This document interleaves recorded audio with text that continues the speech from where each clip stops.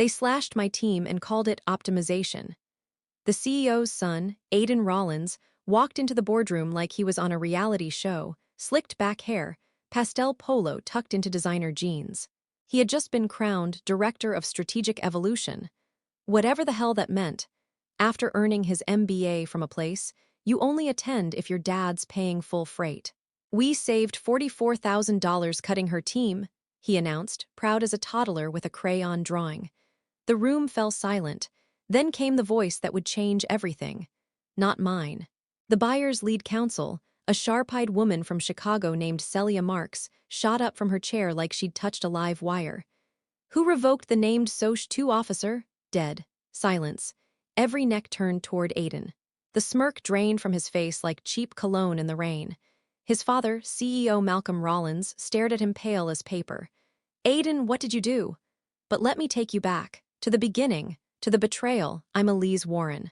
I was the SOC 2 compliance officer at a rapidly growing cloud infrastructure firm headquartered in Bozeman, a small tech hub nestled in the mountains, where people ski in the morning and close funding rounds by dinner. I built the compliance department from scratch, duct tape and caffeine. We passed every audit, 0 flags. I was the named officer for 7 straight years, the person who signed the frameworks, who bore the legal risk, who kept our billion-dollar dream from collapsing under regulatory scrutiny. Then Aidan showed up. No handshake, just a smug little Air 5 and a comment. Elise, you're like the background noise with dental plans, right?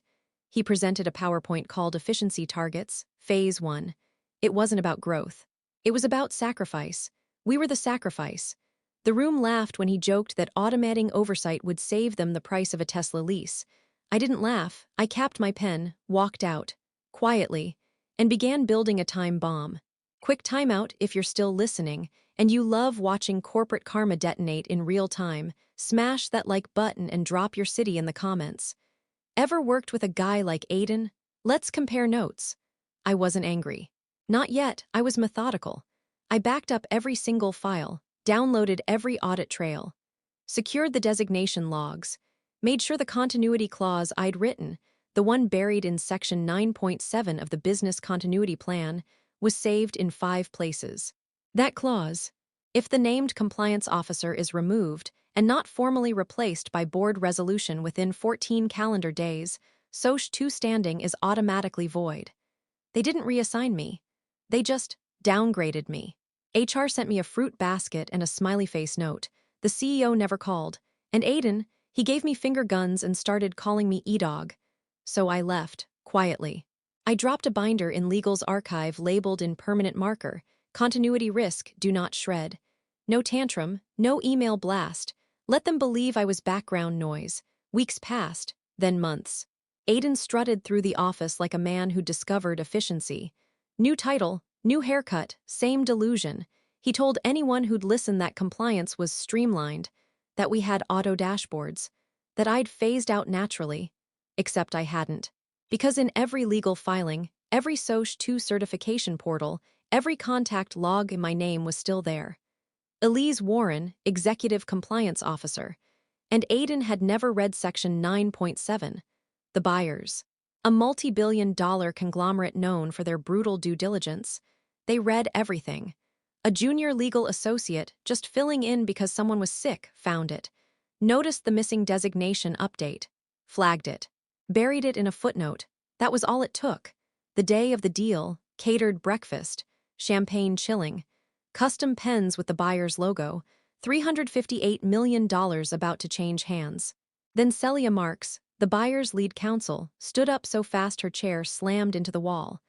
Who revoked the NAMED SOC 2 officer? Faces went white. Tyler stammered.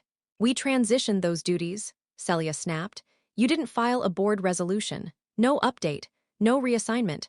No compliance officer means no SOC 2 standing. The CEO looked like a man watching his life's work burn. One of the directors muttered, "We're in retroactive violation." Another whispered, $25K per day in fines.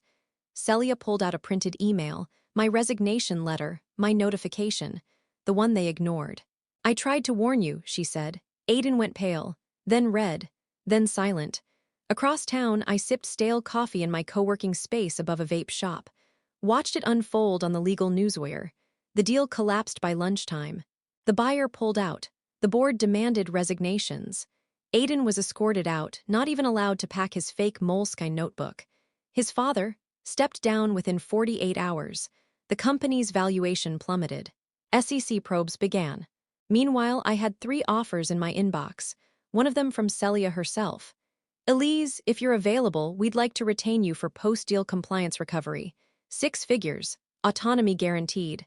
I typed one sentence in reply. Per clause 9.7, designation was never reassigned. And then I smiled, not out of spite but satisfaction. Because I didn't yell.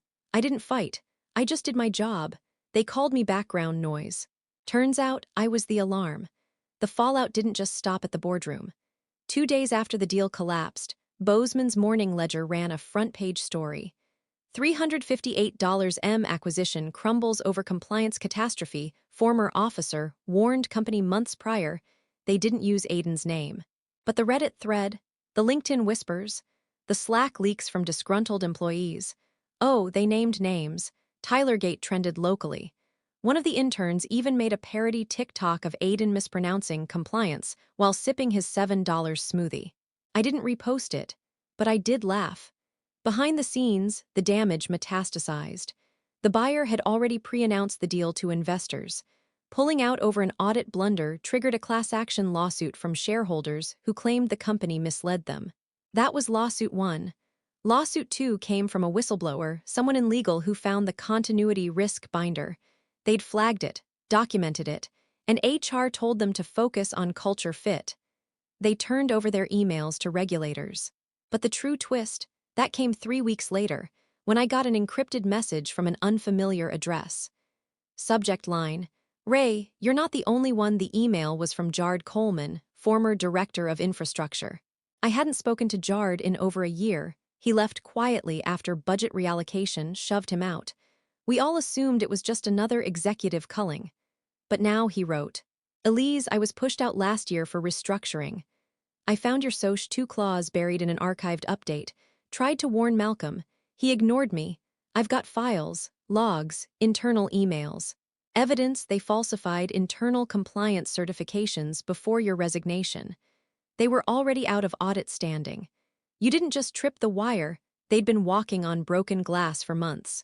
If you're willing, we could take this further. Jarred, I sat back, stunned. They didn't just ignore protocol, they forged it, signed off fake controls, backdated compliance training, even reused old audit language without verifying updates. It was more than negligence, it was deliberate deception. And Jarred had the proof. The cherry on top, he had a recording. A closed-door strategy session where Malcolm Rollins, Aiden, and the now-fired general counsel joked about fast-tracking certification responses by borrowing language from last year's audit. That's when I decided. This wasn't just karma, this was criminal. Jarred and I met at a quiet diner just outside Bozeman, halfway between Techglass headquarters and Cattle Country. He wore a baseball cap. I wore sunglasses like I was meeting Deep Throat. He handed me a thumb drive. Everything's in here, he said. I just want accountability.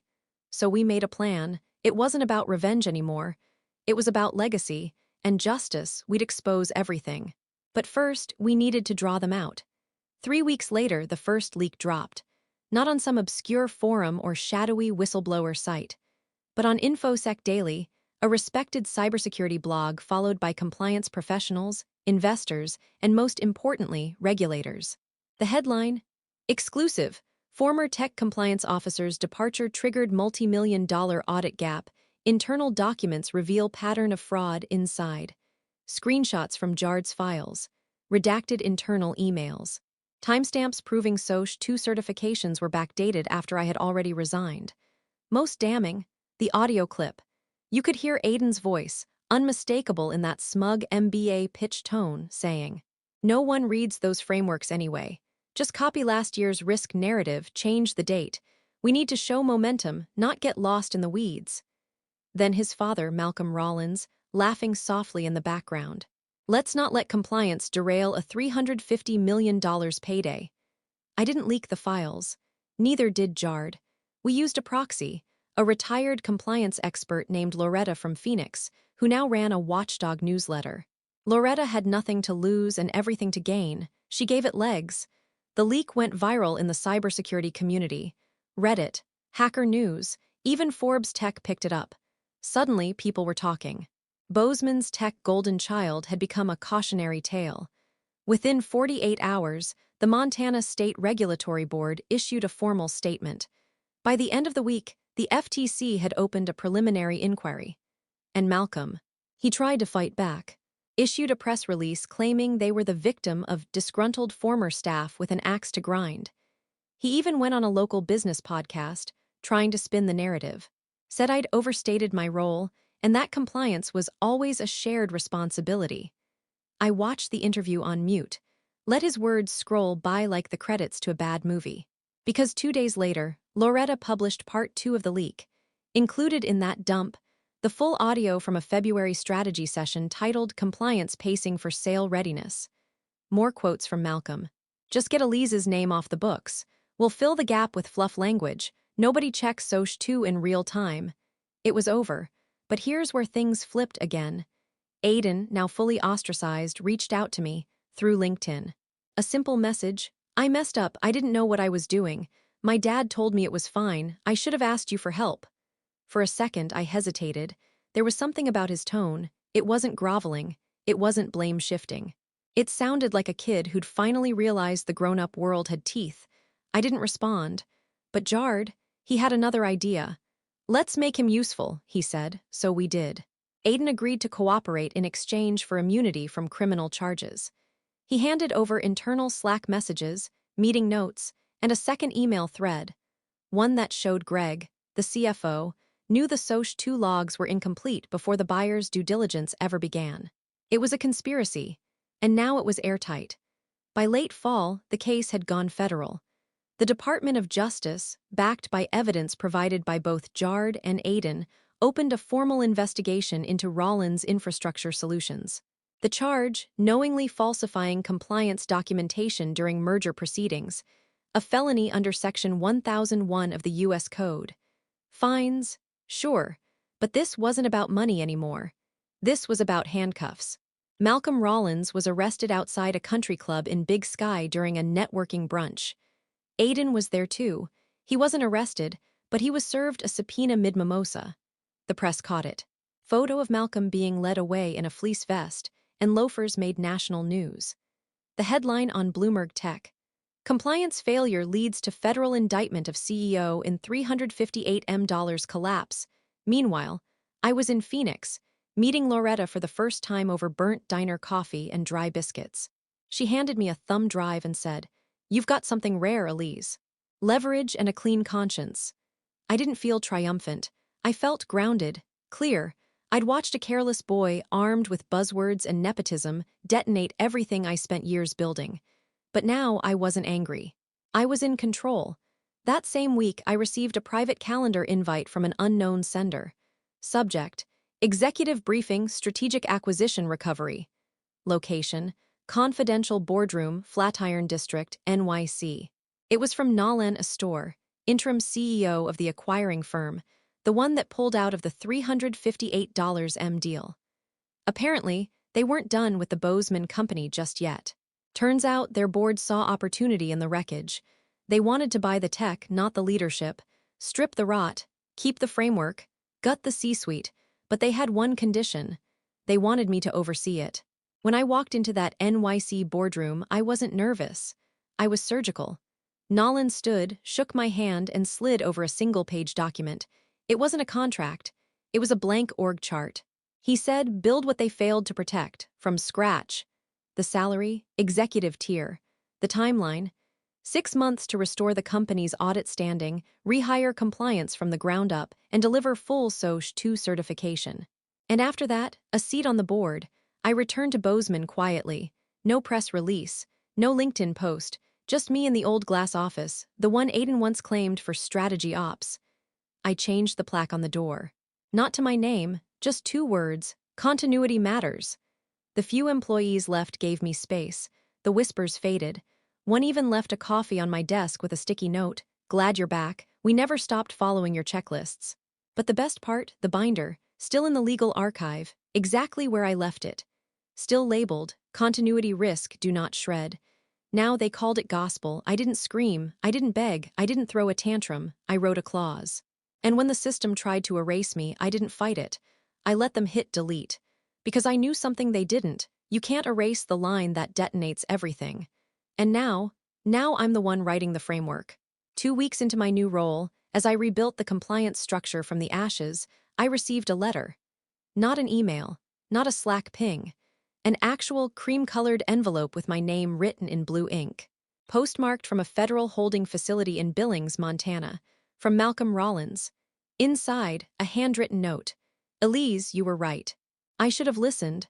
I let ambition and pride blind me to the architecture that kept everything upright. I thought compliance was a checkbox. You made me realize it was a foundation. I don't expect forgiveness. But I hope, in time, you'll understand that the machine I built wasn't designed to erase you. It was designed to protect me. I failed. Malcolm, I folded the letter once, slid it into a file marked history. It didn't change anything. But it confirmed something I'd long suspected. He knew. He always knew what I built. What he lost. Later that month, I hosted our first all-hands at the rebuilt company, a streamlined team of 42, down from over 200. Tighter, leaner, smarter. Before we started, I held up a printed sheet of paper. Section 9.7, the clause that saved us. I read it aloud slowly, then taped it to the whiteboard. Every system has a weakest link, I told the room. Make sure it's not you, and make sure if it is, you know exactly which clause makes it matter. People laughed, but they got it. 1 year later, we passed our new SOC 2 audit. 0 findings, full recertification, and the buyers, they returned. This time, the deal went through. At a lower valuation, $270 M, but without the poison of secrecy. And with me sitting at the table, same seat, same pen. Only now, when the new board asked, "Who is your named compliance officer?" everyone looked at me, and I looked them right in the eye, me. And I'm not going anywhere. Thanks for sticking with me, survivors. If this story lit a fire under you, drop in the comments, tell me your city, and hit like and subscribe. Got a revenge story buried in HR memos and Slack logs? You know where to find me. Until then, read every clause.